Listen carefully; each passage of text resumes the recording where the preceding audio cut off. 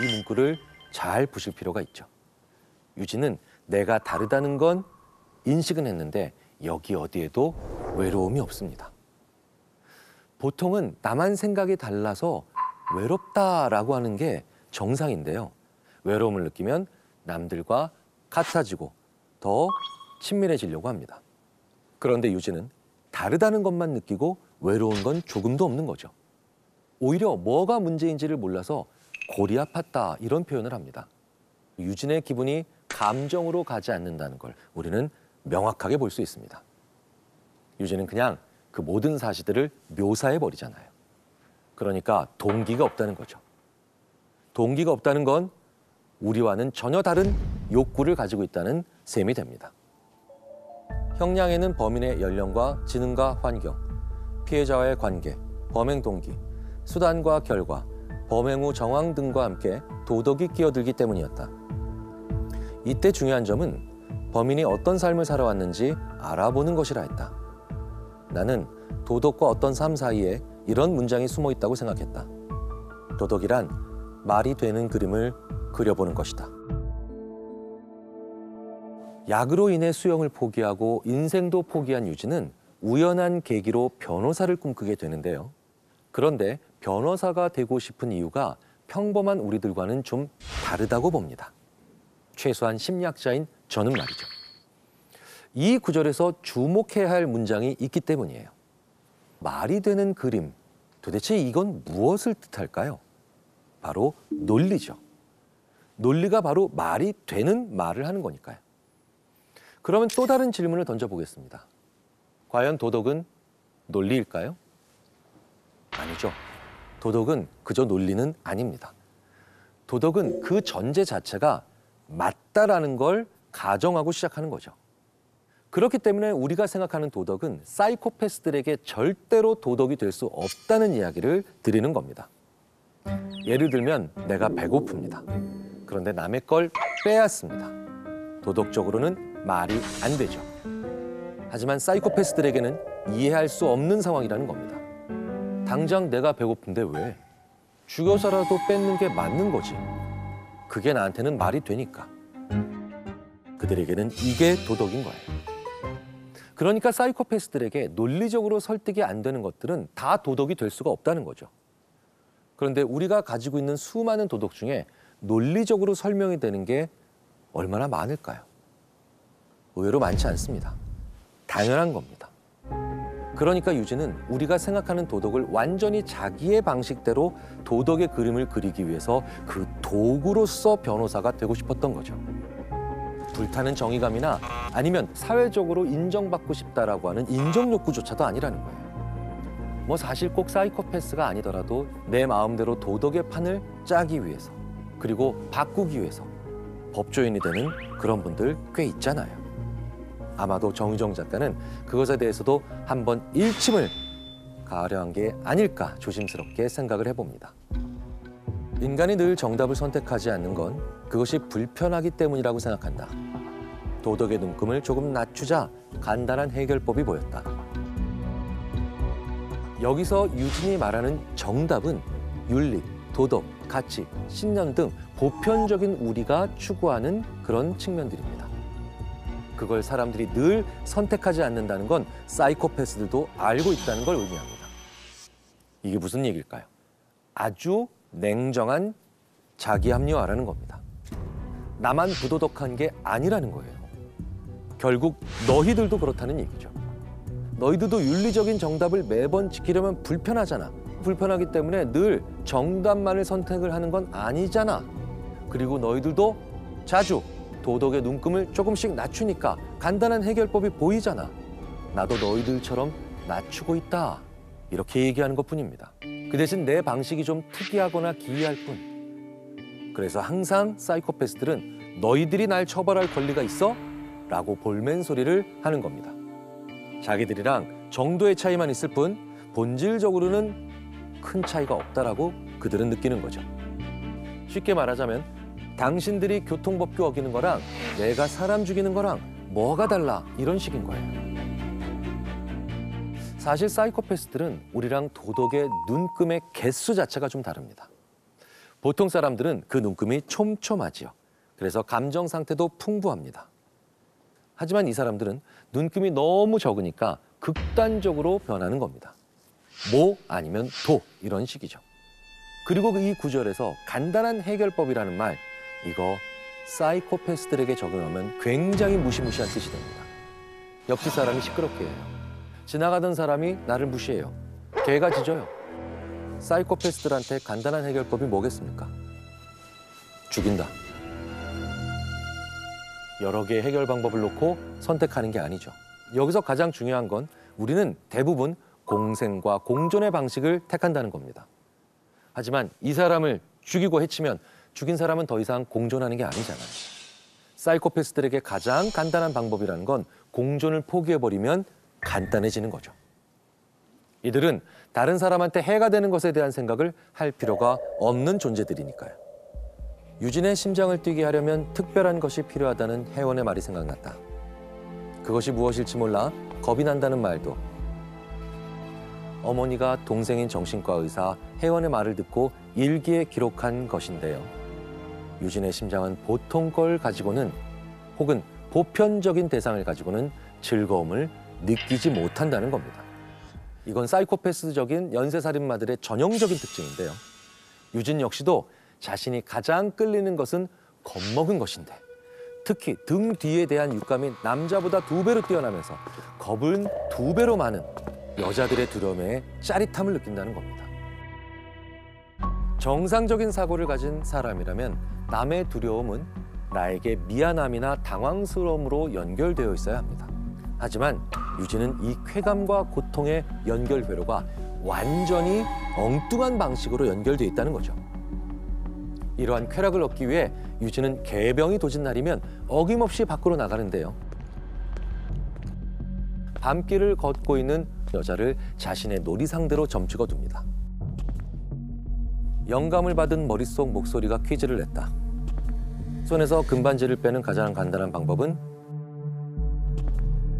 여러분은 뭐라고 생각하세요? 사실 가장 효율적인 방법은 끔찍하지만 손가락을 자르는 겁니다. 그런데 왜 우리는 그 사람의 손가락을 자를 생각을 꿈에서도 하지 않을까요? 당연히 그 사람이 아파할 테니까. 금반지는 내 것이 아니니까 등등 다양한 답변이 나오면서 심지어는 금반지를 속으로 빼앗고 싶다 하더라도 사실은 주저하게 되는 거죠. 하지만 유진은 어떤가요? 별 망설임 없이 답을 달았다. 손가락을 자른다. 무슨 뜻일까요? 아무런 고민 없이 그걸 진행한다는 겁니다. 이와 관련돼서 심리학에는 트롤리 딜레마라고 하는 아주 유명한 실험이 있습니다. 브레이크가 고장난 트롤리 앞에 2갈래 길이 있습니다. 한쪽에는 5명, 반대쪽에는 1명이 있죠. 레버를 쥔 당신은 한쪽 길을 선택해야 합니다. 여러분은 어떻게 하시겠습니까? 대부분은 어쩔 수 없이 5명의 더 많은 사람의 목숨을 살리기 위해서 소수인 1명 쪽으로 레버를 돌려 기차를 진행시키죠. 하지만 이렇게 결국 대를 위해 소를 시키는 과정에서도 평범하고 양심 있고 정상적인 사람들하면 어쨌든 고민하고 두려워하고 주저합니다. 번민한다는 거죠.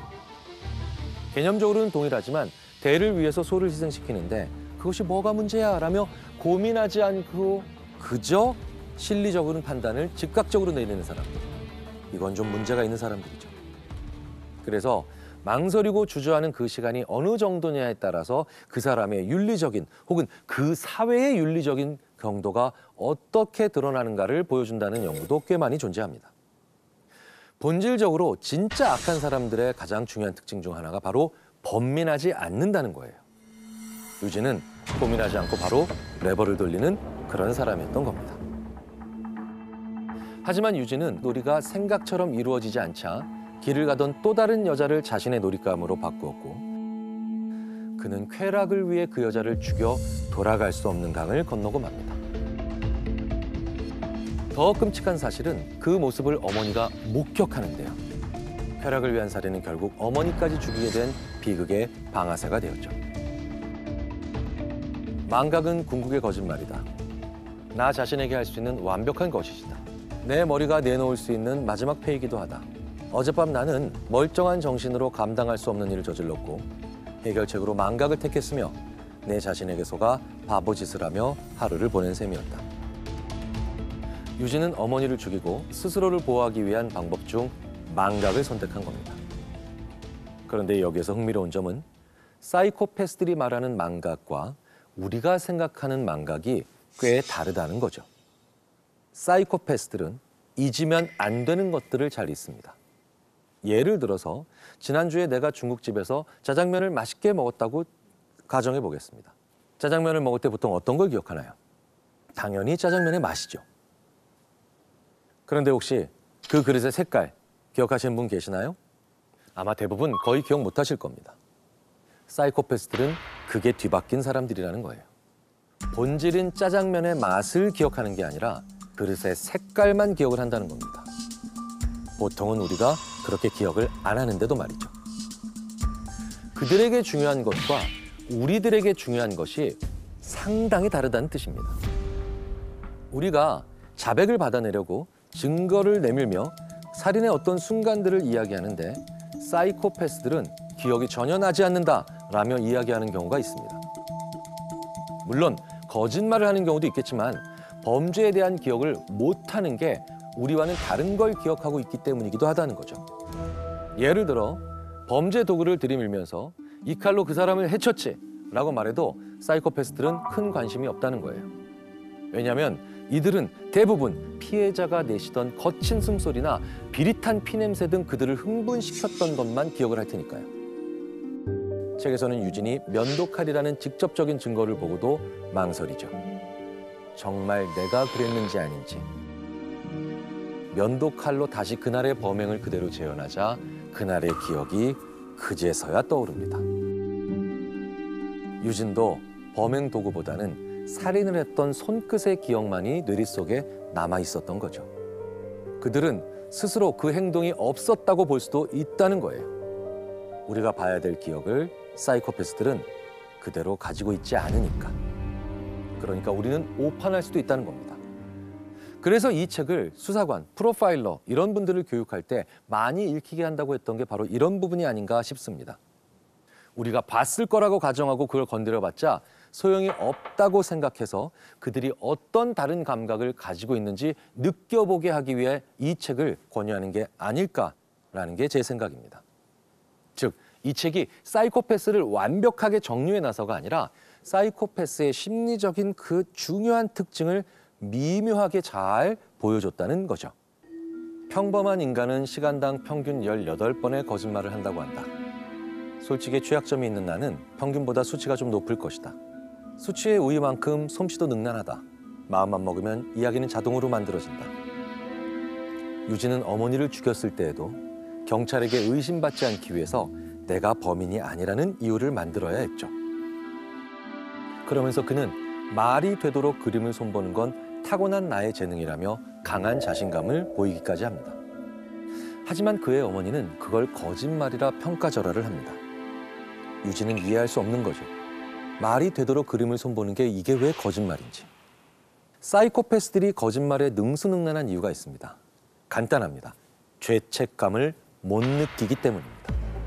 죄책감을 느끼지 않기 때문에 거기서 눈을 마주치고 얘기할 수도 있고 심드렁하게 얘기할 수도 있으며 감정적으로 당황해하는 것 같은 변화를 전혀 보이지 않기 때문에 얼마든지 거짓말이 쉬워진다는 겁니다. 보편적인 우리들은 거짓말할 때 다 티가 나는 대목들인데요. 그래서 유진은 일반적인 사람들과는 달리 자기가 거짓말을 할 때 나타나는 일반적인 감정적 징후들을 피해갈 수 있다는 걸 알고 있다는 얘기가 됩니다. 유진은 태연하게 어머니의 죽음에 대해서 주변 인물들에게 거짓말을 합니다. 하지만 유진의 성향을 아는 정신과 의사 이모 혜원은 이를 수상히 여겼고 유진의 어머니가 계속 연락이 닿지 않자 결국 집으로 찾아옵니다. 유진이 혜진의 전화를 받고 잠깐 집을 비운 사이 혜원은 언니의 시신을 발견합니다. 그리고 그녀의 등 뒤에서 유진이 지켜보고 있었습니다. 나는 카운트다운을 하는 심정으로 이모의 움직임을 지켜봤다. 나는 기다릴 만큼 기다렸고 기회를 줄 만큼 줬어. 차고 단단한 포석에 맨발이 닿았을 때 기이한 일이 벌어졌다. 어제부터 줄기차게 그네를 타던 어머니가 사라지기 시작했던 것이다. 이모 역시 내 머릿속에서 사라졌다. 나를 등진 채 퍼걸러 테이블 앞에 서 있는 건 이모가 아니라 장작개비였다. 어머니를 겁주고 들쑤시고 어르고 뺨을 쳐서 나를 망가뜨리게 만든 요망한 장작개비. 이 책에서 유진이 하는 중요한 행동 중에 하나가 바로 뭐냐? 끝없는 자기 변명입니다. 거의 모든 걸 합리화하죠. 내 목적을 달성하고 누군가를 제거하기 위해서는 상대방이 물건이 되면 굉장히 간단해진다는 걸 알고 있습니다. 그래서 유진에게 이모는 더 이상 인간이 아닌 장작개비로 보이는 거죠. 이모를 죽이기 직전 유진은 이런 생각을 합니다. 16년 전에 지금 같은 두려움을 느꼈다면 얼마나 좋았을까. 한 소년의 인생에 대해 단 1g의 무게만 느꼈더라도 오늘 같은 날은 오지 않았을 것을. 지금 이 자리에서 이런 운명으로 대면하지 않았을 것을. 이젠 너무 늦었다. 결국 이 말은 이모가 그때 내 인생에 간섭만 하지 않았더라면 이런 일은 없었을 텐데 이 뜻이 되죠. 자기의 살인을 원망으로 정당화시키고 있는 순간입니다.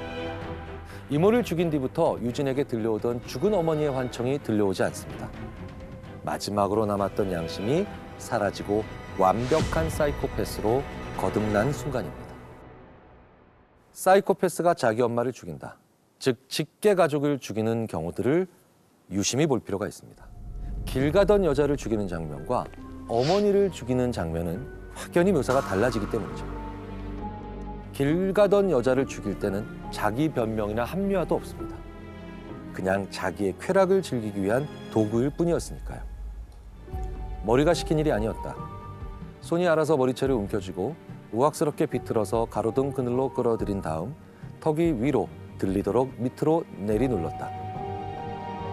반면 어머니가 죽은 장면에서는 기억이 없는 것처럼 생각하죠. 그러니까 기본적으로 뭐겠습니까?